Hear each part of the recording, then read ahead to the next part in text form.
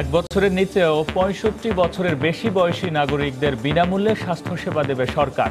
১০০ দিনের কর্মসূচি ঘোষণা। তদারকিটা জোরদার যদি করতে পারি এবং টোটাল নেটওয়ার্কিংটা যদি করতে পারি, তাহলে পরে স্বাস্থ্যসেবার মান অনেক উন্নয়ন হবে। স্বাগত জানালেন বিশেষজ্ঞরা। তবে দীর্ঘমেয়াদী কর্মসূচির উপর গুরুত্ব আরোপ, সেবার মান বাড়ানোর পাশাপাশি মূল্য নিয়ন্ত্রণেরও তাগিদ। পরীক্ষা নিরীক্ষার যে খরচ, এটা তো ভেরিয়েশন হচ্ছে, এক এক জায়গায় একরকম। তো এটার নীতিমালা না থাকার জন্য এটা হচ্ছে। আগের পলিসি স্ট্র্যাটেজি সেগুলো যদি কোনোটা বদলাতেও হয় বর্তমান প্রেক্ষাপটে, তাহলে সেগুলো সুন্দর করে রিভিউ করে কাজগুলো করতে পারলে সবচেয়ে ভালো হয়। দেখছিলেন প্রধান শিরোনাম। রাতের সময়ের সঙ্গে আছি আমি গোলাম রাব্বি এবং আমি তাহিয়া রুবাইয়াত অপলা। এবার অন্যান্য শীর্ষ সংবাদ। রাজধানীর অভিজাত হোটেল রেস্তোরাঁতে অস্বাস্থ্যকর পরিবেশে তৈরি হচ্ছে খাবার, 10 লাখ টাকার বেশি অর্থদণ্ড।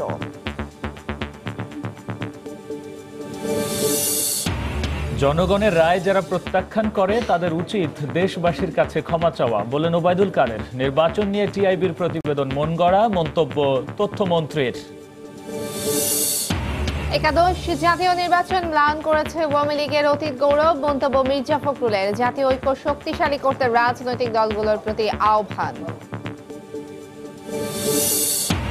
ঢাকা উত্তর সিটি কর্পোরেশন উপনির্বাচনে আইনি বাধা কাটল, স্থগিতাদেশ ও রিট খারিজ হাইকোর্টে।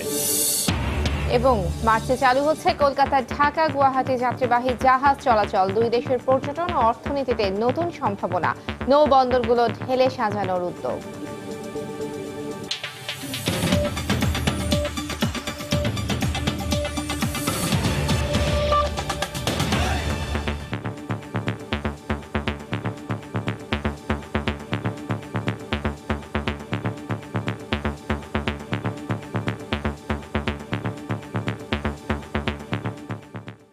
এক বছরের কম বয়সী শিশু এবং ৬৫ বছরের ঊর্ধ্বে দেশের সব নাগরিককে বিনামূল্যে স্বাস্থ্যসেবা দেবে সরকার। বুধবার সচিবালয়ে এক সংবাদ সম্মেলনে ঘোষণা দেন স্বাস্থ্যমন্ত্রী ডাক্তার জাহিদ মালেক। আওয়ামী লীগ সরকারের নির্বাচনী ইশতেহার অনুসারে গুরুত্বপূর্ণ এ কর্মসূচি এ সরকারের মেয়াদেই বাস্তবায়নের কথাও জানান তিনি। স্বাস্থ্য খাতে যে কোনো ধরনের সিন্ডিকেট ভেঙে দেওয়ার পাশাপাশি এ খাতের উন্নয়নে সব বাধা কাটাতে তদারকি জোরদার করারও আশ্বাস দেন মন্ত্রী। বাংলাদেশ বদলে গেছে। একাদশ জাতীয় সংসদ নির্বাচন সামনে রেখে গত 18 ডিসেম্বর আওয়ামী লীগের নির্বাচনী ইশতেহার ঘোষণা করেন দলের সভাপতি শেখ হাসিনা। এ সময় তিনি নির্বাচনে বিজয়ী হলে স্বাস্থ্য খাতের উন্নয়নে নতুন নতুন পদক্ষেপ নেওয়ার কথা উল্লেখ করেন। এক বছরের নিচে এবং 65 বছরের ঊর্ধ্বে সকল নাগরিকের জন্য বিনামূল্যে স্বাস্থ্য সেবা দেওয়া হবে। সকল বিভাগীয় শহরে একটি করে মেডিকেল বিশ্ববিদ্যালয় আমরা প্রতিষ্ঠা করব। নির্বাচনে বিজয়ী হয়ে গত 7 জানুয়ারি টানা তৃতীয় মেয়াদে সরকার গঠন করে আওয়ামী লীগ। নতুন সরকার গঠনের পর এরই মধ্যে নির্বাচনী ইশতেহার ও প্রধানমন্ত্রীর নির্দেশনা অনুসারে বিভিন্ন মন্ত্রণালয় সহ স্বাস্থ্য খাতের উন্নয়নে অগ্রাধিকার ভিত্তিতে 100 দিনের কর্মসূচি ঘোষণার নির্দেশ দেওয়া হয়। তারই ধারাবাহিকতায় বুধবার সচিবালয়ে এক সংবাদ সম্মেলনে নিজ মন্ত্রণালয়ের 100 দিনের কর্মসূচি ঘোষণা করেন স্বাস্থ্যমন্ত্রী ডাক্তার জাহিদ মালেক। এতে স্বাস্থ্যসেবার মান উন্নয়নে নতুন নতুন হাসপাতাল স্থাপন, তদারকি জোরদার এবং এ খাতে সব সিন্ডিকেট ভেঙে দেওয়ার বিষয়টি গুরুত্ব পাবে বলে জানান তিনি। স্বাস্থ্যসেবার মান উন্নয়নের জন্য তদারকিটা খুব বেশি প্রয়োজন। একটা সেল থাকবে, প্রতিদিন প্রতিটা হাসপাতালের সাথে যোগাযোগ করবে, দেখবে স্বাস্থ্য সেবার অবস্থা কেমন। এ সময় তিনি বলেন, নির্বাচনী ইশতেহার বাস্তবায়নে দেশে 1 বছরের কম এবং 65 বছরের বেশি বয়সী সবাই বিনামূল্যে স্বাস্থ্যসেবা পাবে। 1 বছরের নিচে এবং 65 বছরের উপরে যে সমস্ত ব্যক্তি রয়েছে তাদেরকে বিনামূল্যে স্বাস্থ্যসেবা আমাদের দিতে হবে। এই বিষয়ে আমরা যথাযথ পদক্ষেপ আমরা গ্রহণ করব। ঢাকা মেডিকেল কলেজ হাসপাতালকে 5000 শয্যায় উন্নীত করার পাশাপাশি প্রতিটি বিভাগীয় শহরে একটি করে 100 শয্যার ক্যান্সার হাসপাতাল স্থাপন করা হবে বলেও জানান মন্ত্রী। আমি কিছু স্বাস্থ্য প্রসূন আশিস, সময় সংবাদ, ঢাকা। স্বাস্থ্যসেবার মান বাড়াতে সরকারের কর্মসূচিকে স্বাগত জানালেও এত দ্রুত এই খাতে কতটা শৃঙ্খল ফেরানো সম্ভব তা নিয়ে সংশয় প্রকাশ করেছেন বিশেষজ্ঞরা। এক্ষেত্রে সরকারি হাসপাতালে মানসম্পন্ন চিকিৎসার সুযোগ তৈরি, বেসরকারি হাসপাতালের সেবার মূল্য নিয়ন্ত্রণ, ওষুধের দাম নিয়ন্ত্রণ সহ বাজেটে বরাদ্দ বাড়ানোর দাবি তাদের। সাথে দীর্ঘমেয়াদী পরিকল্পনাও জরুরি বলে মনে করছেন বিশেষজ্ঞরা। সরকারি হাসপাতাল বলতেই চোখের সামনে ভেসে ওঠে চিকিৎসকদের জন্য রোগীদের দীর্ঘ লাইন, সেবা পেতে নানা ভোগান্তির দৃশ্য। মানসম্পন্ন চিকিৎসা, প্রয়োজনীয় ওষুধ, উপযুক্ত সেবা পাওয়া এখনও অনেক রোগীর কাছেই আকাশকুসুম স্বপ্ন। এই পরিস্থিতিতে সেবার মান নিশ্চিতে বিনামূল্যে চিকিৎসা, চিকিৎসকের সংখ্যা বৃদ্ধি, হাসপাতাল নির্মাণ সহ সরকার ঘোষণা দিয়েছে 100 দিনের কর্মসূচি। তবে এই ঘোষণায় মিশ্র প্রতিক্রিয়া জানালেন সাধারণ মানুষ। বেসরকারি ডায়াগনস্টিক সেন্টারগুলো আছে, সেগুলোতে প্রয়োজন ছাড়াই আপনাদের একটা পেশেন্টকে একটা টেস্ট দিচ্ছে, সেগুলো একটু নিয়ন্ত্রণ করা দরকার। বেসরকারির উপরে তাদের নজরদারি করতে হবে আগে, যেন সরকারি ডাক্তার ওইখানে গিয়ে চিকিৎসা না দিতে পারে। তাহলে আমাদের সরকারি হসপিটালগুলো একদম চাঙ্গা থাকবে এবং রোগীগুলো 100% সেবা পাবে। প্রত্যেকটা হাসপাতালে, সরকারি হাসপাতালে অনিয়মটা বন্ধ করতে হবে সবার আগে। এটা হচ্ছে মৌখিক ঘোষণা, সেটার সাথে আন্তরিক প্রচেষ্টা কতটুকু আছে সেটা লক্ষণীয় বিষয়। খুবই ভালো, এটার বাস্তবায়ন এবং ইমপ্লিমেন্টেশন যেন সাধারণ জনগণ ঠিক মতো পায়। সেবার মান কতটুকু ফেরানো সম্ভব তা নির্ভর করছে স্বাস্থ্য মন্ত্রণালয়ের পরিকল্পনা ও আন্তরিকতার ওপর, এমনটাই মনে করছেন এই বিশেষজ্ঞ চিকিৎসক। সুচিন্তিতভাবে কিছু পলিসি বাস্তবায়ন করা উচিত। আসলে আমরা যদি সেই ধারাবাহিকতাগুলো রাখি, যে আগের পলিসি স্ট্র্যাটেজি সেগুলো যদি কোনোটা বদলাতেও হয় বর্তমান প্রেক্ষাপটে, তাহলে সেগুলো সুন্দর করে রিভিউ করে আমরা যদি কাজে নামি, তাহলে এইখানে যে অগ্রাধিকারের কথা বললেন সেখানে অনেকগুলোই রয়েছে যেগুলো হয়তো যে অগ্রাধিকার ভিত্তিতে শর্ট টার্মে অথবা মধ্যমেয়াদে অথবা দীর্ঘমেয়াদে এইভাবে বিষয়গুলোকে ভাগ করে কাজগুলো করতে পারলে সবচেয়ে ভালো হয়। বেসরকারি খাতে স্বাস্থ্যসেবা নিতে বাধ্য হন 60% বেশি রোগী। তাই মান অনুযায়ী চিকিৎসকের ফি নির্ধারণ, রোগ নির্ণয় পরীক্ষা, শয্যা ভাড়া, সার্জারি ও আইসিইউ খরচ কমানো সহ বেসরকারি হাসপাতালগুলোকে কঠোরভাবে নিয়ন্ত্রণে আইন তৈরির পরামর্শ বিশেষজ্ঞদের। শুধু ডাক্তারদের ফি নিয়ে এটা নিয়ে এত কথা বলে কিন্তু এটা সমস্যার সমাধান হবে না। এটাও যেমন দরকার, পাশাপাশি যদি সেগুলো নিয়ন্ত্রণের কোনো ব্যবস্থা না হয়, তাহলে স্বাস্থ্য ব্যবস্থার বা স্বাস্থ্য ঝুঁকির যে প্রবলেমগুলো, এটা থেকে তো উত্তরণের কোনো সুযোগ নাই। তবে স্বাস্থ্যসেবার গুণগত মান পরিবর্তনে, দুর্নীতি বন্ধের সাথে দীর্ঘমেয়াদী টেকসই পরিকল্পনার দিকেই বেশি জোর দিলেন বিশেষজ্ঞরা।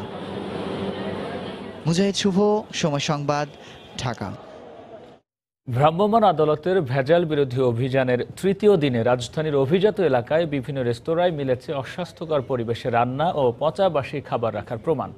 বেশ কয়েকটি প্রতিষ্ঠানকে 10 লাখ টাকারও বেশি জরিমানা করা হয়েছে। বিশেষজ্ঞরা বলছেন, এ ধরনের অভিযান শুধু ঢাকায় নয়, সারা দেশে বছর জুড়ে পরিচালনা করতে হবে। কোথাও কাঁচা মাংসের সঙ্গে রাখা হচ্ছে রান্না করা মাংস, কোথাও রান্নাঘরে নোংরা স্যাঁতসেঁতে অস্বাস্থ্যকর পরিবেশ। এ তো গেল পুরান ঢাকার নানা রেস্তোরাঁর চিত্র। ঢাকার অভিজাত এলাকা গুলশানের নজরকাড়া রেস্তোরাঁগুলোতেই মিলল অনিয়মের প্রমাণ। ভিনদেশি খাবার পরিবেশনে সুখ্যাতি পাওয়া রেস্তোরাঁগুলোই রান্নাঘরের অবস্থা চমকে দেওয়ার মতোই। রাজধানীতে ভেজাল বিরোধী অভিযানের তৃতীয় দিনে ভ্রাম্যমাণ আদালত পরিচালনা করে ঢাকার 2 সিটি কর্পোরেশন। গুলিস্তানে 5 হোটেলের মালিক ও কর্মকর্তাদের 3 থেকে 7 দিনের, ফকিরাপুল এলাকায় একজনকে দেয়া হয় 3 দিনের কারাদণ্ড। নবাবপুর এলাকায় আদি মরণচাঁদ মিষ্টান্ন ভাণ্ডারের ব্যবস্থাপককে 15 দিন আর নান্না বিরিয়ানির ব্যবস্থাপককে দেয়া হয় 5 দিনের কারাদণ্ড। এছাড়াও বিভিন্ন অভিযোগে বেশ কয়েকটি প্রতিষ্ঠানকে মোট 5,59,000 টাকা জরিমানা করে দক্ষিণ সিটি কর্পোরেশন পরিচালিত ভ্রাম্যমাণ আদালত। জরিমানার চেয়েও যদি আরো অধিক শাস্তিযোগ্য মনে হয়েছে, তাদেরকে আমরা জেল দিয়েছি। এখানে আমাদের অভিযানের কথা শুনে অনেক হোটেল মোটেল বন্ধ করে দিয়েছে। আমরা তাদের নামের তালিকা করছি। এদিকে গুলশানে কোরিয়ানা সহ 3টি প্রতিষ্ঠানকে 5.5 লাখ টাকা জরিমানা করা হয়। সার্বিক পরিবেশ অপরিচ্ছন্ন ছিল, ডাস্টবিনের ঢাকনা খোলা পেয়েছি এবং রান্না করা খাবার মুক্ত অবস্থায় পাওয়া গিয়েছে এবং ব্যাকটেরিয়া ফর্ম করে এগুলো খাবার উপযোগী থাকে না। তেল ব্যবহার করতেছে, সেটাও কোনো তারিখ উল্লেখ নাই কবে এই তেল দিয়েছে। বিশেষজ্ঞ চিকিৎসকরা বলছেন, ভেজাল প্রতিরোধে শুধু ঢাকায় নয়, সারা দেশে অভিযান চালাতে হবে। বড় বড় শহর, জেলা, উপজেলা সব জায়গাতেই তো করা উচিত এবং সেটা সবসময় যেন চলমান থাকে। খাদ্যে ভেজাল হলে ফিউচার দেশের জন্যও তো ক্ষতিকর। একজন মা গর্ভাবস্থা এগুলো খাইলেও তো গর্ভের বাচ্চা কি হবে? তার ব্রেন হবে না, বিকলাঙ্গ হতে পারে, খারাপ জন্মগত ত্রুটি হতে পারে। খাদ্য নিরাপত্তা নিশ্চিত করতে নিয়মিত অভিযান পরিচালনার দাবি সাধারণ মানুষের। তোহাকান তামিম, সময় সংবাদ, ঢাকা। জনগণের অভূতপূর্ব রায় যারা প্রত্যাখ্যান করে তাদের জনগণের কাছে ক্ষমা চাওয়া উচিত বলে মন্তব্য করেছেন আওয়ামী লীগের সাধারণ সম্পাদক ওবায়দুল কাদের। সকালে রাজধানীর বঙ্গবন্ধু এভিনিউয়ে দলের কেন্দ্রীয় কার্যালয়ে বিশেষ বর্ধিত সভায় এ মন্তব্য করেন তিনি। টিআইবির রিপোর্টে অবাস্তব ও রূপকথার গল্প বলেও মন্তব্য করেন ওবায়দুল কাদের। জনগণের এ অভূতপূর্ব বিজয়কে যারা প্রত্যাখ্যান করে তাদের ক্ষমা চাওয়া উচিত। আর টিআইবি কে বলবো রূপকথার কাহিনী সাজাচ্ছে, তখন বলার কোনো কারণ খুঁজে পাননি। এতদিন পরে এই অলীক অবিশ্বাস্য রূপকথার কাহিনী কেন সাজাচ্ছেন আমরা তা জানি। এদিকে নির্বাচন নিয়ে টিআইবির প্রতিবেদন ত্রুটিপূর্ণ, একপেশে ও রাজনৈতিক উদ্দেশ্য প্রণোদিত বলে মন্তব্য করেছেন তথ্যমন্ত্রী ডক্টর হাসান মাহমুদ। সকালে চট্টগ্রামে নিজ বাসভবনে সংবাদ সম্মেলনে একথা বলেন তিনি। টিআইবি বিএনপি ও জামায়াতের পক্ষে মনগড়া প্রতিবেদন দিয়েছে বলেও উল্লেখ করেন হাসান মাহমুদ। নির্বাচন যে অপেক্ষাকৃত শান্তিপূর্ণ হয়েছে সেই বিষয়টিও টিআইবির প্রতিবেদনে নাই।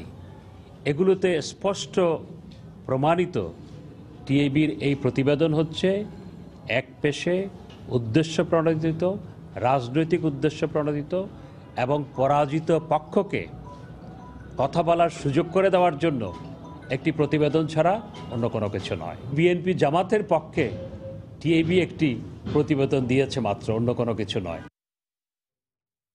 জাতীয় নির্বাচন নিয়ে টিআইবির বক্তব্য অসৌজন্যমূলক বলে অভিযোগ করেছেন প্রধান নির্বাচন commissioner K M Nurul Huda. বিকালে নির্বাচন প্রশিক্ষণ ভবনে এক কর্মশালা শেষে সাংবাদিকদের প্রশ্নের জবাবে তিনি কথা বলেন। ঢাকা উত্তর সিটি কর্পোরেশন উপনির্বাচনের সব বাধা কেটে যাওয়ায় শিগগিরই পুনরায় তফসিল ঘোষণা করা হবে বলেও জানান তিনি। কমিশনের সাথে বসতে হবে এবং আমরা করে ফেলবো নির্বাচন। হ্যাঁ, পুনঃতফসিল হবে। নির্বাচনের দিনে যে তথ্যপত্র পেয়েছি, পত্রপত্রিকা যে তথ্যপত্র পেয়েছি, তাতে এরকম কোনো রকমের কোনো অভিযোগ পাইনি। কোনো জায়গায় কেউ এরকম অভিযোগ করেনি, আপনারা কখনো দেখান নেই যে এখানে এই ধরনের তারা যখন বলেছে সে ধরনের নির্বাচনের কোনো অনিয়ম হয়েছে। অসৌজন্যমূলক কথা, অসৌজন্যমূলক লজ্জাকর বিষয়, এই কথাগুলো টিএবির বলা ঠিক হয়নি। একাদশ জাতীয় সংসদ নির্বাচন আওয়ামী লীগের অতীত গৌরব ম্লান করে দিয়েছে বলে মন্তব্য করেছেন বিএনপি মহাসচিব মির্জা ফখরুল ইসলাম আলমগীর। জাতীয় ঐক্যকে আরও শক্তিশালী করতে রাজনৈতিক দলগুলোর প্রতি আহ্বান জানান তিনি। বিকেলে জাতীয় প্রেস ক্লাবে আয়োজিত আলোচনা অনুষ্ঠানে মির্জা ফখরুল এ মন্তব্য করেন। আওয়ামী লীগ এই দেশের সবচেয়ে পুরনো রাজনৈতিক দলের একটি, এবং তাদের একটা অত্যন্ত গৌরবোজ্জ্বল অতীত রয়েছে। সেই অতীতটি হচ্ছে গণতন্ত্রের জন্য সংগ্রামের অতীত, বাংলাদেশের স্বাধীনতা যুদ্ধে সম্পৃক্ত হবার অতীত। এই নির্বাচনের ফলে আওয়ামী লীগ জনগণের প্রতিপক্ষ হয়ে দাঁড়িয়ে গেছে। রাজনৈতিক দল হিসেবে আমাদের যে দায়িত্ব রয়েছে, সে দায়িত্ব হচ্ছে যে কোনো মতেই হতাশার কোনো জন্ম না হয় তার জন্য সজাগ থাকে, এবং প্রত্যেকটি রাজনৈতিক দলকে সচেতনভাবে জাতীয় ঐক্যকে আরো বেশি দৃঢ় করা। ঢাকা উত্তর সিটি কর্পোরেশন উপনির্বাচনে স্থগিতাদেশ ও হাইকোর্টে করা রিট খারিজ করে দেওয়া হয়েছে। এতে এই নির্বাচন অনুষ্ঠানে আইনগত আর কোনো বাধা রইল না। রিটের বিষয়ে আজ শুনানির দিন ধার্য থাকলেও আবেদনকারীদের আইনজীবী উপস্থিত না থাকায় রিট খারিজ করে দেন আদালত। মেয়র পদে উপনির্বাচন ও 2 সিটিতে নতুন যোগ হওয়া 36টি ওয়ার্ডে নির্বাচনের জন্য গত বছর 9 জানুয়ারি তফসিল ঘোষণা করে নির্বাচন কমিশন। কিন্তু সীমানা জটিলতা সহ নানা কারণে নির্বাচনের স্থগিতাদেশ চেয়ে ও ঘোষিত তফসিলের বৈধতা চ্যালেঞ্জ করে রিট করেন ভাটারা ও বেরাইদ ইউনিয়নের চেয়ারম্যান। রিটটি আজ খারিজ করে যাওয়ায় নির্বাচন কমিশন চাইলে যে কোনো সময় নির্বাচন করতে পারবে, তবে রিটকারীরা চাইলেই আদেশের বিরুদ্ধে আপিল করতে পারবেন। ঢাকা উত্তর সিটি কর্পোরেশন বিষয়ে সীমানা ও অন্যান্য আইনি জটিলতার প্রেক্ষিতে কতিপয় ব্যক্তি হাইকোর্ট বিভাগে রিট পিটিশন দায়ের করেন। উক্ত রিট পিটিশনের প্রেক্ষিতে হাইকোর্ট বিভাগ রুল জারি করেন এবং নির্বাচনের উপরে স্থগিতাদেশ প্রদান করেন। পিটিশনারদের পক্ষের বিজ্ঞ আইনজীবীদের অনুপস্থিতি হেতু মামলাটা হাইকোর্ট বিভাগ খারিজ করে দিয়েছেন। একাদশ জাতীয় সংসদ নির্বাচনে বিজয়ী সংসদ সদস্যদের শপথ গ্রহণের বৈধতা চ্যালেঞ্জ করে করা রিটের শুনানি শেষ। বৃহস্পতিবার আদেশের জন্য দিন ধার্য করেছেন আদালত। দুপুরে হাইকোর্ট বিভাগের বিচারপতি মইনুল হোসেন চৌধুরী ও বিচারপতি আশরাফ কামালের দ্বৈত বেঞ্চে এই রিটের শুনানি হয়। রিটকারী তাহিরুল ইসলামের পক্ষে ব্যারিস্টার মাহবুব উদ্দিন খোকন এবং রাষ্ট্রপক্ষে attorney general advocate Mahbubey Alam শুনানি করেন। রিটকারীর আইনজীবী বলেন, দশম সংসদ বিলুপ্ত না করে একাদশ সংসদের সদস্যদের শপথ নেওয়া অবৈধ। জবাবে অ্যাটর্নি জেনারেল বলেন, সব সাংবিধানিক প্রক্রিয়া মেনেই সংসদ সদস্যরা শপথ নিয়েছেন। এছাড়াও রিটকারী তাহিরুল ইসলাম নির্বাচনে অংশ নেননি কিংবা তিনি সরাসরি সংক্ষুব্ধ ব্যক্তি নন বলে আদালতকে অবহিত করেন। উভয় পক্ষের বক্তব্য শুনে আদালত আগামীকাল আদেশের দিন ধার্য করেন। প্রধানমন্ত্রী শেখ হাসিনার সঙ্গে সৌজন্য সাক্ষাৎ করেছেন বাংলাদেশে নবনিযুক্ত ইরানের রাষ্ট্রদূত মোহাম্মদ রেজা নাফার। সকালে প্রধানমন্ত্রীর কার্যালয়ে সাক্ষাৎ করেন তিনি। এ সময় টানা তৃতীয়বারের মতো নির্বাচিত হয়ে সরকার গঠন করায় প্রধানমন্ত্রী শেখ হাসিনাকে শুভেচ্ছা ও অভিনন্দন জানান ইরানের রাষ্ট্রদূত। পরে বাংলাদেশ ও ইরানের মধ্যে দ্বিপাক্ষিক সম্পর্ক আরও জোরদার করা সহ দুই দেশের স্বার্থ সংশ্লিষ্ট বিভিন্ন বিষয়ে আলোচনা হয়। প্রধানমন্ত্রী কার্যালয়ের কর্মকর্তা ও ইরান দূতাবাসের কর্মকর্তারা এ সময় উপস্থিত ছিলেন। উৎসব মুখর পরিবেশে দ্বিতীয় দিনের মতো চলছে আওয়ামী লীগের সংরক্ষিত নারী আসনের জন্য মনোনয়ন ফর্ম বিক্রি এবং জমাদান কার্যক্রম। বুধবার সকাল থেকে আওয়ামী লীগ সভাপতি রাজনৈতিক কার্যালয়ে দলের মনোনয়ন ফর্ম কিনতে ভিড় করেন নেতাকর্মীরা। নির্ধারিত 2টি বুথ থেকে এ পর্যন্ত ফর্ম সংগ্রহ করেছেন প্রায় 1000 প্রত্যাশী। দ্বিতীয় দিনেও মনোনয়ন প্রার্থীদের লাইনে দেখা গেছে নবীন, প্রবীণ, তৃণমূল এবং কেন্দ্রীয় নেতাদের। 30,000 টাকা মূল্যের এ ফর্মে 111-এর ভূমিকা, মুক্তিযুদ্ধে পরিবারের ভূমিকা সহ 16 ধরনের তথ্য দিতে হচ্ছে প্রার্থীদের। শুক্রবার সন্ধ্যা পর্যন্ত চলবে সংসদের সংরক্ষিত আসনের জন্য দলিল ও মনোনয়ন আবেদনপত্র কেনা ও জমাদান কার্যক্রম।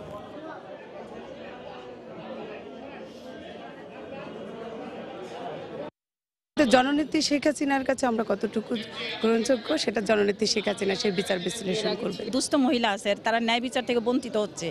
আমি সংসদে তাদের কথাগুলো পৌঁছাতে চাচ্ছি। সৎ হিসাবে আমিও চাই সে আমাকে মূল্যায়ন করুক। আমি 38 বছর রাজনীতি করছি। মাননীয় প্রধানমন্ত্রী যদি আমাকে সুযোগ দেয়, তরুণদেরকে অগ্রাধিকার দিচ্ছে, তো সেই অর্থে আমিও করতে চাই। এবার নতুনরাও পাবে, তো ওর মাঝখানে যদি আমাদের পুরনোদেরকে মূল্যায়ন করা হয়, এটা যদি আমাদের প্রধানমন্ত্রীর দৃষ্টি আমরা পাই, তাহলে আমরা খুব খুশি হব।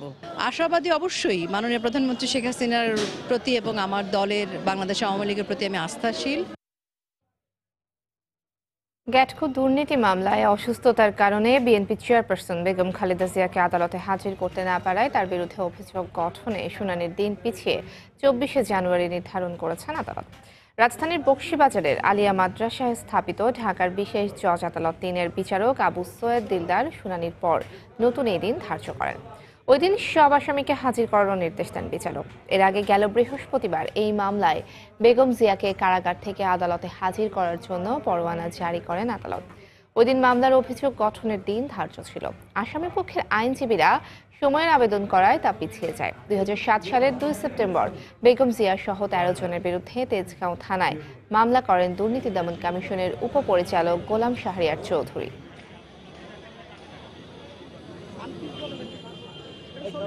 কাস্টডি আসার পর আমরা দেখলাম যে বেগম খালেদা জিয়া অসুস্থ, সেই কারণে কারা কর্তৃপক্ষ তাকে আজকে বিজ্ঞ আদালতে উপস্থিত করতে পারেনি।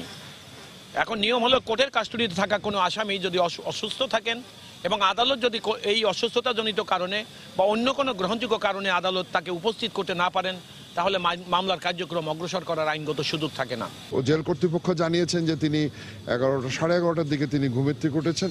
পরবর্তীতে তিনি আসার মতো উপযুক্ত কিনা সেই ব্যাপারে ডক্টর তাকে চেক করেছে। এটা নিয়ম আর কি, প্রেশার টেশার, ওনার শারীরিক অবস্থা, উনি তো সবসময় ডক্টর সুপারভিশনে থাকেন, তো ওনার দেখে করেছে। তারপরে ডক্টর জানিয়েছে যে ওনার পায়ের মধ্যে একটু ফোড়া উঠেছে। এদিকে কুমিল্লায় বাসে আগুন দিয়ে 8 জন পুড়িয়ে হত্যা মামলায় বেগম খালেদা জিয়ার জামিন শুনানি পিছিয়ে 4 ফেব্রুয়ারি ধার্য করেছেন আদালত। দুপুরে অতিরিক্ত জেলা ও দায়রা জজ আদালতের বিচারক মোহাম্মদ আলী আকবর এই আদেশ দেন। বেগম জিয়ার আইনজীবীরা জানান, মামলার অভিযোগ গঠন ও জামিন আবেদনের জন্য আজ দিন ধার্য থাকলেও রাষ্ট্রপক্ষের আইনজীবীরা আরও সময় চেয়ে আবেদন করেন। এরই পরিপ্রেক্ষিতে শুনানির দিন পিছিয়ে 4 ফেব্রুয়ারি ধার্য করা হয়। 2015 সালের 3রা ফেব্রুয়ারি ভোরে 14 গ্রামের জগমোহনপুরে ঢাকাগামী একটি বাসে পেট্রোল বোমা নিক্ষেপ করে দুর্বৃত্তরা। এতে দগ্ধ হয়ে মারা যান অন্তত 8 জন। ওই ঘটনায় ওই দিন রাতেই 14 গ্রাম থানায় 2টি আলাদা মামলা করে পুলিশ।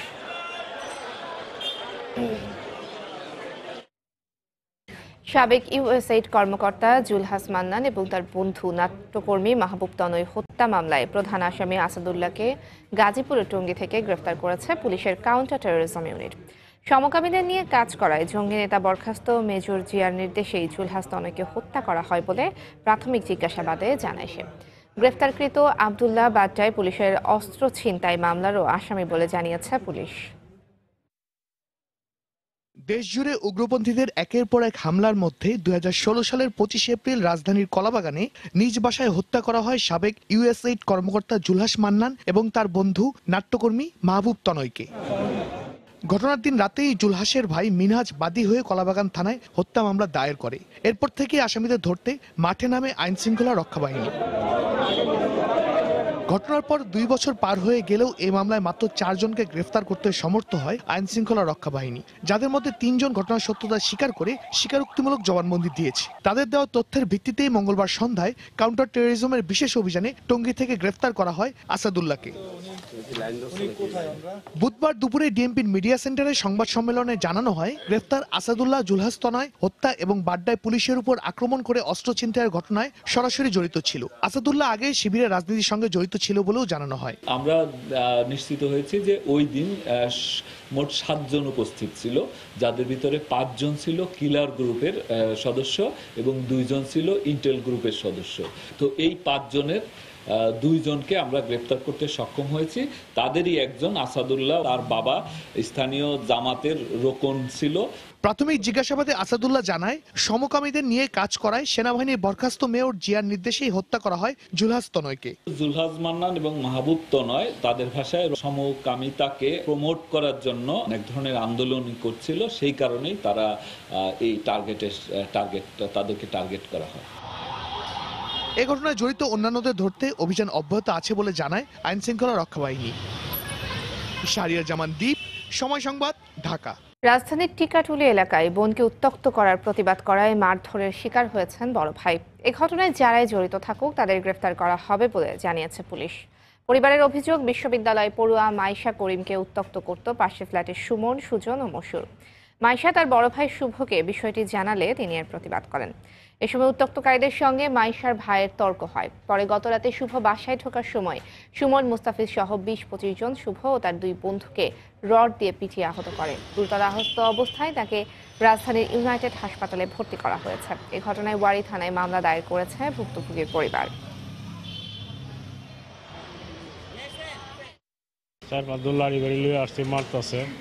মাইরা আবার গেছে। কারা মারছে? কারা মারছে আমি তো চিনি না, খালি শুনি যে সুজন সুমন হারা। ওর বাম হাত ভেঙে গেছে, বাম হাতের 2টা হাড়ি, একটা হাড় 2 টুকরা হয়ে গেছে, আর একটা হাড় জয়েন্ট থেকে ছুটে গেছে, আঙুল ভেঙে গেছে। সেম ভাবে বাম পাটাও দুই জায়গায় ভেঙে গেছে। উত্ত্যক্ত করতেছে, এতই ব্যাড কমেন্টস করতেছে যে আমি সহ্য সীমার বাইরে চলে গেছে, এতই বাজে কথা বলছে। জিজ্ঞেস করছে যে কেন আমার বোনকে সম্পর্কে সব কথাবার্তা বলা হয়েছে বা সামথিং, কিন্তু এই কথার জের ধরে উনি আমার ভাইয়াকে এসে কাল রাতে ইচ্ছা মতো মেরে চলে গেছে। তার হাত বা মুমূর্ষ অবস্থায়। যারা মারছে তাদের পক্ষে বাসায় কেউ নাই, তালা বন্ধ করে চলে গেছে। আমরা খুঁজে বের করবো, ধরবো। এই ধরনের ঘটনা বরদাস্ত করা হবে না। যারা জড়িত তাদের বিরুদ্ধে যথাযথ আইনি ব্যবস্থা আমরা অবশ্যই নিই। মাদারীপুরে প্রেমের প্রস্তাবে রাজি না হওয়ায় বখাটেদের ধারালো অস্ত্রের আঘাতে এসএসসি পরীক্ষার্থী আহত হবার ঘটনায় থানায় মামলা হয়েছে। সকালে আহত শিক্ষার্থীর মা মাহিনুর বেগম বাদী হয়ে শামন ও রোমন 2 ভাই সহ 8 জনের নাম উল্লেখ করে গালকিনি থানায় মামলা দায়ের করেন। এদিকে আহত শিক্ষার্থীকে উন্নত চিকিৎসার জন্য বরিশাল শেরে বাংলা মেডিকেল কলেজ হাসপাতালে পাঠানো হয়েছে। গতকাল প্রেমের প্রস্তাবে রাজি না হওয়া স্কুলে যাওয়ার পথে কালকিনি পাইলট বালিকা উচ্চ বিদ্যালয়ের এসএসসি পরীক্ষার্থীর ওপর দলবল নিয়ে হামলা চালায় শামন। এ সময় ধারালো অস্ত্র দিয়ে মাথায় ও পেটে আঘাত করে পালিয়ে যায় তারা। আহত অবস্থায় তাকে উদ্ধার করে উপজেলা স্বাস্থ্য কমপ্লেক্সে ভর্তি করেন স্থানীয়রা। প্রতি যে নির্যাতনের হয়েছে সেটাই মামলা এজাহার দিয়েছে, মামলা রেকর্ড হয়েছে। আমরা আসামি ধরার ব্যাপারে তৎপর এবং কঠোরভাবে আইনের আওতায় আনা হবে, প্রয়োজনীয় ব্যবস্থা গ্রহণ করা হবে। 24 ঘন্টার মধ্যে আলোচিত উবার রাইডার শাহনাজ আক্তার পুতুলের চুরি যাওয়া স্কুটি নারায়ণগঞ্জ থেকে উদ্ধার করেছে পুলিশ। দুপুরে রাজধানীর তেজগাঁও জোন বিভাগীয় কমিশনার কার্যালয়ে এ বিষয়ে ব্রিফিং করে পুলিশ। এ ঘটনায় গ্রেফতার একজনকে 3 দিনের রিমান্ড মঞ্জুর করেছেন আদালত। আমরা হ্যান্ডওভার করে দেব। উবার মোটোতে বাইক চালিয়ে সংসার চালান মিরপুরের বাসিন্দা শাহনাজ আক্তার পুতুল। তার কঠিন জীবন সংগ্রামের গল্প সামাজিক যোগাযোগ মাধ্যমে ব্যাপক প্রশংসা পায়। শাহনাজকে স্থায়ী চাকরি দেওয়ার প্রলোভন দেখিয়ে সোমবার দুপুরে রাজধানীর খামার বাড়িতে তার বাইকটি নিয়ে পালিয়ে যান জনি নামে এক ব্যক্তি। বিষয়টি নিয়ে আবারও আলোচনার ঝড় ওঠে সামাজিক যোগাযোগ মাধ্যমে। অভিযোগ দায়েরের পর অভিযান চালিয়ে ওই দিন রাতেই নারায়ণগঞ্জ থেকে তার বাইকটি উদ্ধার করে পুলিশ। রঘুনাথপুর এলাকায় তারা রওনা হয়ে যায়। ওইখানে গিয়ে ওই যে মোবাইলের যে রেজিস্ট্রেশনের যে ছবি, এই ছবি ভদ্রমহিলা শনাক্ত করে যে এটাই চোর বা তার কাছে নিয়ে গিয়েছে। রঘুনাথপুর এলাকায় গিয়ে তারা খোঁজাখুঁজি করে এবং বিভিন্ন বাড়িতে বিভিন্ন জনের সহায়তায় খোঁজ খবর করে যে এই লোকটি দেখেছেন কিনা। তো ওইখানকার লোকজনের সহায়তায় তারা চিনতে পারে এবং তারা বাড়ি দেখিয়ে দেয়। ওইখান থেকে রাত্রে প্রায় 3টা থেকে 3:30টার দিকে তার বাসায় রেড করে তাকে ওই বাসায় পায় এবং ওই বাইকটিও আমরা ওইখান থেকেই উদ্ধার করি। এত অল্প সময়ের মধ্যে চুরি যাওয়া বাইক ফিরে পেয়ে অভিভূত শাহনাজ। কল্পনার বাইরে, আমার ভাবনার বাইরে যে এক রাতের ভিতর যে আমার গাড়িটা আমি ফেরত পাবো, এটার আনন্দ যে কতটুকু আমি বলে বোঝাতে পারবো না। সেম টু সেম একবার ওই ক্রাইম পেট্রোল পুলিশ ভাইদের মতো ছপ করে গেল, ছপ মেরে তুলে নিয়ে আসলো। ব্রিফিং শেষে পুলিশের পক্ষ থেকে তার সন্তানদের জন্য উপহার হিসেবে শাহনাজকে 10,000 টাকা দেয়া হয়। 2 কন্যা সন্তানের মা শাহনাজ গত 2 মাস ধরে রাইড শেয়ারিং অ্যাপ উবারে মোটরসাইকেল চালাচ্ছেন। পারমিতাহীন, সময় সংবাদ, ঢাকা। এবার নৌপথে ভারত যাওয়ার সুযোগ পেতে যাচ্ছেন বাংলাদেশিরা। আগামী মার্চে কলকাতা থেকে বাংলাদেশ হয়ে আসামের গুয়াহাটি পর্যন্ত জাহাজে যাত্রী চলাচল শুরু হবে। এতে শুধু যোগাযোগ ব্যবস্থায় উন্নতিই নয়, আরামদায়ক ভ্রমণ দুদেশের পর্যটন ও অর্থনীতিতে খুলবে নতুন দুয়ার। নৌ যোগাযোগের সম্ভাব্য সব দিক বিবেচনা করতে আগামীকাল বৈঠকে বসছে সরকারের সংশ্লিষ্ট দপ্তরগুলো। এহসান জুয়েলের রিপোর্ট। এদেশের ভ্রমণ পিয়াসী মানুষের স্বপ্ন সত্য হতে যাচ্ছে। এবার দুই পারের সবুজ প্রকৃতি দেখে আর নদীর কলতান শুনতে শুনতে জাহাজে ভ্রমণ করে যাওয়া যাবে ভারত। নৌ প্রোটোকল চুক্তির আওতায় বাংলাদেশ ও ভারতের মধ্যে পণ্যবাহী জাহাজ চলাচল করছে 1972 সাল থেকে। গত বছরের সেপ্টেম্বরে দুই দেশের মধ্যে এসওপি অনুসারে আগামী মার্চ মাস থেকে যাত্রীবাহী জাহাজ চলাচল শুরুর ব্যাপারে এর মধ্যে আগ্রহ দেখিয়েছে দুটি কোম্পানি। এর মধ্যে আরভি বেঙ্গল গঙ্গা ভারতের আর জার্নি প্লাস প্রতিষ্ঠানটি বাংলাদেশের। মূলত ভারতের কলকাতা হয়ে বরিশাল, চাঁদপুর, নারায়ণগঞ্জ হয়ে ঢাকা আসবে এই রুটের জাহাজ। পরে ঢাকা, মাওয়া, আরিচা, সিরাজগঞ্জ, চিলমারি হয়ে যাবে আসামের গুয়াহাটি। এই উপলক্ষে সব প্রস্তুতি সম্পন্ন করেছে বাংলাদেশ। ইতিমধ্যেই অবকাঠামোগত উন্নয়নের কাজ শুরু হয়ে গেছে। 31টা নদী বন্দর, তার মধ্যে 6টা নদী বন্দর হচ্ছে প্রোটোকল রুটের আন্ডারে। ইমিগ্রেশন ফ্যাসিলিটি ডেভেলপ করার জন্য আপাতত টেম্পোরারি কিছু ব্যবস্থা করা হচ্ছে। আগামী 1 থেকে 1.5 বছরের ভিতরে একটা আন্তর্জাতিক মানের স্ট্রাকচারাল একটা অবকাঠামোগত উন্নয়ন আমরা সাধন করতে পারবো। কলকাতা থেকে গুয়াহাটি 1535 কিলোমিটার পুরো ভ্রমণে সময় লাগবে 17 দিন। আগামী 29শে মার্চ শুরু হবে প্রথমবারের মতো এই যাত্রা। মূলত পর্যটকদের লক্ষ্য করে শুরু হওয়া এই প্রকল্পে একজন যাত্রীর খরচ হতে পারে 20 থেকে 25,000 টাকা। বিআইডব্লিউটিসি তার একটি জাহাজ আমরা চেষ্টা করতেছি যে এটা ঢাকা থেকে কলকাতা পর্যন্ত চালু করার জন্য। সভা করে এটার ইমিগ্রেশন, সিকিউরিটি ক্লিয়ারেন্স কিছু বিষয় আছে। অনেক পর্যটক ভারত থেকে আসবে, তাতে আমাদের যোগাযোগ, ব্যবসা, নৌ বাণিজ্য এবং পর্যটন তাদের এই সুবিধাগুলো হবে। প্রতি বছর সড়ক ও আকাশপথে দুই দেশের মধ্যে 15 লাখ মানুষ যাওয়া আসা করেন। দেশের ভিতরে নৌপথে ছোট বড় 800 জাহাজ চলাচল করলেও আন্তর্জাতিক রুটে চলতে পারে মাত্র 12টি। দুদেশের জন্য লাভজনক এই প্রকল্পে বাংলাদেশ সমানভাবে অংশ নিতে হলে দ্রুত বেসরকারি জাহাজ নির্মাতাদের উৎসাহী করে বাড়াতে হবে জাহাজের সংখ্যা।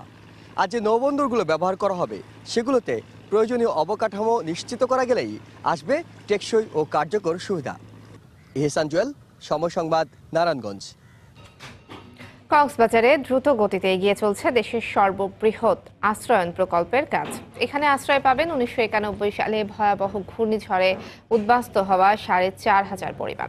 শুধু আশ্রয় নয়, আধুনিক প্রশিক্ষণের মাধ্যমে প্রকল্প এলাকায় কর্মসংস্থানের ব্যবস্থা করার আশ্বাস দিয়েছেন জেলা প্রশাসক। সুজাউদ্দিন রুবেলের তথ্য, মোহাম্মদ ফরাজের ছবি নিয়ে রিপোর্ট। 1991 সালের ভয়াবহ ঘূর্ণিঝড়ে উদ্বাস্তু হয় কক্সবাজারি কুতুবদিয়া উপজেলার হাজার হাজার মানুষ, যাদের মধ্যে অনেকেই ঘরবাড়ি হারিয়ে আশ্রয় নেয় কক্সবাজার বিমানবন্দর সংলগ্ন নাজিরা টেক কুতুবদিয়া পাড়া ও সমিতি পাড়ায়। কিন্তু বিমানবন্দরকে আন্তর্জাতিক মানে উন্নীত করতে আশপাশের সরকারি খাস জমিতে বসবাসরত উদ্বাস্তু বাসিন্দাদের স্থানান্তরের উদ্যোগ নেয় প্রশাসন। 2016 সালে প্রধানমন্ত্রীর বিশেষ উদ্যোগে বাঘখালী নদীর পাশে প্রায় 254 একর জমিতে নেওয়া হয় খুরুশকুল বিশেষ আশ্রয়ন প্রকল্পের উদ্যোগ। 2017 সালের মার্চে কার্যাদেশের পর বাংলাদেশ সেনাবাহিনী কর্তৃক দ্রুত এগিয়ে চলছে এই প্রকল্পের কাজ। ইতোমধ্যে মাটি ভরা টেকসই বেড়িবাঁধ নির্মাণের পর এখন শেষ হওয়ার পথে প্রথম পর্বের 10টি ভবনের নির্মাণ কাজ, যেখানে আশ্রয় পাবে 320টি পরিবার। ড্রেনেজ, ইলেকট্রিসিটি, আর হলো ইন্টারনাল রোড, আর হলো ওয়াটার সাপ্লাই, এই কাজগুলো বাকি আছে। ঠিকানা পাবার আশায় খুশি হলেও উদ্বাস্তু এসব মানুষের চাওয়া তাদের জন্য কর্মসংস্থানের ব্যবস্থা করা। মাঝে মাঝে বৃষ্টির জন্য, পানির জন্য সমস্যা হয়, মাঝে মাঝে এরকমই আর অবস্থায় আমরা অবস্থান করতেছি। এখানে যখন আমাদের পুনর্বাসন করা হবে, সেখানে যেন আমাদের কর্মসংস্থানের ব্যবস্থা হয়। এ অবস্থায় উদ্বাস্তু মানুষগুলোকে স্থায়ীভাবে বসবাসের ব্যবস্থার পাশাপাশি আধুনিক প্রশিক্ষণের মাধ্যমে প্রকল্প এলাকায় কর্মসংস্থানের সুযোগ তৈরির আশ্বাস দিয়েছেন জেলা প্রশাসন। শুটকি প্রসেসিং ইউনিট করা কিংবা মার্কেটিং এর ব্যবস্থা করা, এই যে পর্যটকদের যাওয়া, এই সকল বিষয় যখন চালু হবে তখন তাদের কর্মসংস্থানের কোনো অভাব হবে না। খুরুশকুল বিশেষ আশ্রয়ন প্রকল্পে থাকছে 5ম তলা বিশিষ্ট 139টি ভবন ও 10 তলা বিশিষ্ট একটি টাওয়ার। আগামী ফেব্রুয়ারি মাসে প্রধানমন্ত্রী শেখ হাসিনার এটি উদ্বোধনের কথা রয়েছে। সময় সংবাদ, কক্সবাজার। চট্টগ্রামের সীতাকুণ্ডের ফৌজদার হাটে তেলের ডিপোর আগুন ফায়ার সার্ভিসের 12টি ইউনিটের 2.5 ঘন্টার চেষ্টায় নিয়ন্ত্রণে এসেছে। তবে এর আগেই পুড়ে গেছে তেল ভর্তি বহু ব্যারেল এবং পাশের অন্তত 7টি বসতঘর। বিস্তারিত জানাচ্ছেন পার্থ প্রতিম বিশ্বাস। ফায়ার সার্ভিস জানায় দুপুর 1টার দিকে সীতাকুণ্ডের ফৌজদারহাট এলাকায় জাহাজের পরিত্যক্ত তেলের একটি ডিপোতে হঠাৎ করে আগুন লাগে। মুহূর্তের মধ্যে পুরো ডিপোতে আগুন ছড়িয়ে পড়ে। প্রাথমিকভাবে আগুন নিয়ন্ত্রণের চেষ্টা করে স্থানীয়রা। পুড়ে যায় তেলের ডিপো সহ আশপাশের অন্তত 7টি বসতঘর। ক্ষতিগ্রস্ত হয় পার্শ্ববর্তী নিটোস মোটরের সার্ভিস সেন্টার। তেলের ডিপোটা ছিল, ওটা থেকে আগুনটা বেশি সূত্রপাত হয়েছে। বাইরে দেখতে পাই ধোঁয়া হচ্ছে, অনেক কালো ধোঁয়া, আউট অফ কন্ট্রোল। সো আমরা কি করে সবটা স্কিপ করে ফেলি, আমাদের যেসব ইকুইপমেন্ট আছে সরাই ফেলি। পুরো শেডটাই জ্বলে গেছে, প্লাস আমাদের সাবস্টেশনটা পুরোপুরি নষ্ট হয়ে গেছে, প্লাস পুরো ওয়ারিংটাই জ্বলে গেছে আমাদের সার্ভিস সেন্টারের। এই ঘটনায় ফায়ার সার্ভিসের 12টি ইউনিটের প্রায় 2.5 ঘন্টার চেষ্টায় আগুন নিয়ন্ত্রণে আসে। অরক্ষিতভাবে যে ডিপুটা করা হয়েছে, এখানে কোনো সিস্টেম, সেফটি, সিকিউরিটি কোনো কিছু মানা হয়নি। সেই অরক্ষিতভাবে ড্রামগুলো রেখেছে, যার পরিপ্রেক্ষিতে যখন সেই ড্রাম একটা থেকে একটা চেঞ্জ করার সময় হয়তোবা কেউ সিগারেট ফেলেছে, অথবা এই ড্রামের চেঞ্জিং এর সময় এটা ওভার হিটিং এর কারণে আগুনটা লেগে গেছে। ফায়ার সার্ভিস জানায় অপরিকল্পিতভাবে তেলের ডিপো গড়ে তোলার কারণে এই দুর্ঘটনা ঘটেছে। পার্থ প্রতিম বিশ্বাস, সময় সংবাদ, চট্টগ্রাম। ঘন কুয়াশা আর কনকনে শীতে বিপর্যস্ত উত্তরাঞ্চল সহ বিভিন্ন জেলার জনজীবন। শীত উপেক্ষা করেই কাজের সন্ধানে বের হচ্ছেন খেটে খাওয়া মানুষ। চুয়াডাঙ্গায় আজ দেশের সর্বনিম্ন তাপমাত্রা 6.1 ডিগ্রি সেলসিয়াস রেকর্ড করা হয়েছে। জেলা প্রতিনিধিদের পাঠানো তথ্য ও ছবি নিয়ে রিপোর্ট।